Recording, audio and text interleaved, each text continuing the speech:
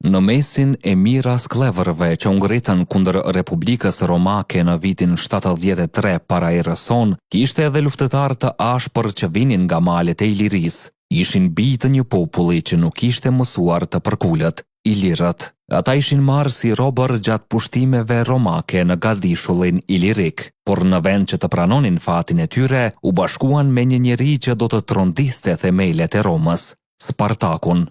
Ilirët ishin ndër më të frikshmit në radhët e tij, të mësuar me terrenin, luftën trup me trup dhe qëndrueshmërinë. Historianët tregojnë se në disa betejë vendimtare pikërisht njësitë ilire ishin ato që i hapën rrugën fitores. Ata luftuan për liri, jo vetëm për veten, por për çdo njeri që ishte nën prangat romake. Por me kalimin e shekujve, emrat e tyre u zhdukën nga librat e historisë. Sot, pakush e di se edhe shqiptarët e lashtë, ilirët, ishin pjesë e revoltes më të famshme të skleverëve në botë. Një histori që meriton të kujtohet me krenari. Ne jemi histori epike, aty ku e kaluara rilind.